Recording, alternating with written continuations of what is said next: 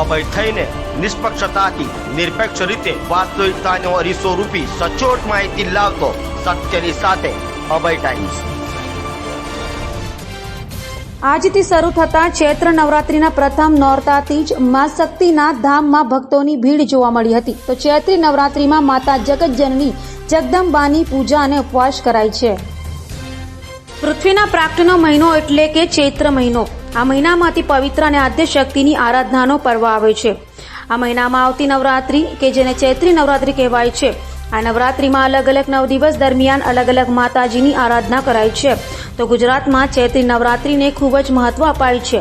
આ નવરાત્રિને સૌથી મોટી નવરાત્રિ પણ મનાય છે। ત્યારે આ અંગે આચાર્યએ જણાવ્યું હતું કે નવરાત્રિ દરમિયાન દરરોજ માતાજીના ઉપવાસ થઈ ન શકે તો પણ માત્ર માનસ ઉપચાર એટલે કે માતાજીને કેટલીક વસ્તુઓ અર્પણ કરવાથી પણ પૂરું ફળ પ્રાપ્ત થાય છે। જેમાં કપૂરી પાન લેવાય છે, ત્યારબાદ કાજુ બદામ, ઇલાયચી, લવિંગ, મધ, સોપારીના ટુકડાનો બીડું વાળી માતાજીને ધરાવી પ્રસાદ લેવાથી પણ સર્વ મનોકામના પૂર્ણ થાય છે। આજે નવરાત્રિનો પ્રથમ દિવસ અને મંગળવાર છે। મંગળવારના દિવસે માતાજી લાલ વસ્ત્રો ધારણ કરે છે અને ભક્તોને ખૂબ જ પ્રસન્ન ચિત્તે જોઈને તેમને નિહાળી રહી છે, અમને આશીર્વાદ આપી રહી છે કે સૌનું કલ્યાણ થાય। અને ભક્તો પણ એવા જ ઉત્સાહ અને ઉમંગ સાથે સવારે 4 વાગ્યાના આવીને માતાજીની જય જયકાર કરે છે। અને ભીડ માટે ભક્તોની એટલી બધી પ્રસન્ન તમે જોઈને જ ખુશ થઈ જશો કે માતાજીનો કેટલો ઉમંગ અને ઉત્સાહપૂર્વક શ્રદ્ધાથી ભક્તો અહીંયા આવે છે અને દર્શન કરીને માતાની જય જયકાર કરે છે। અને એના માટે મંદિરવાળાએ એટલી સુંદર વ્યવસ્થા કરી છે કે રેલિંગ બનાવી છે। રેલિંગની આજુબાજુમાં ભક્તોને કોઈ પણ તકલીફ ન થાય એના માટે સ્વયંસેવકો ભેગા રાખ્યા છે અને કોઈ નાના મોટાને કોઈ તકલીફ થાય એના માટે લિફ્ટની પણ વ્યવસ્થા કરવામાં આવી છે।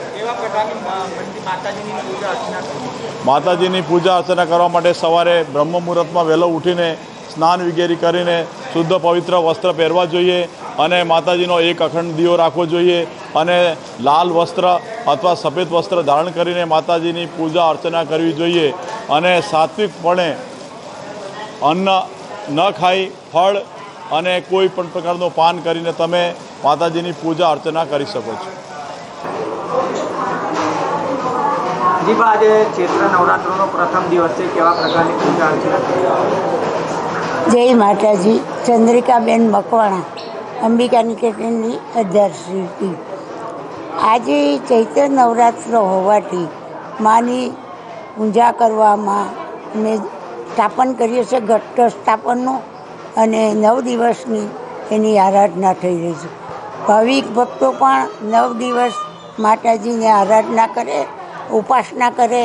આ ચૈત્ર નવરાત્રમાં ઉપાસનાનું મહિમા વધારે છે અને માની આંગણે આવેલો આશીર્વાદ લઈ બાળકો ઉપાસના કરે ને માને આંગણે આવેલો બાળક કદી નિરાશ થતો નથી।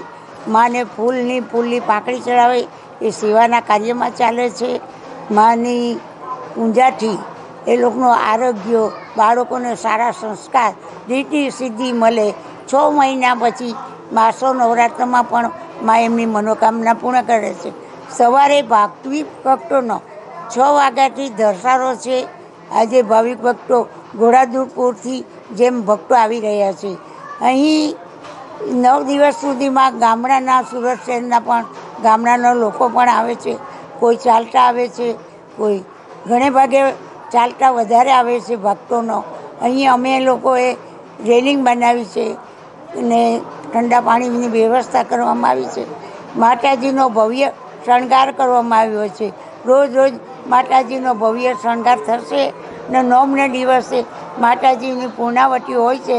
તે દિવસે નવચંડીનું આહવાન પૂર્ણ પાઠ થાય છે અને મા જગદંબા સુરતના ભક્તોને આશીર્વાદ આપે છે।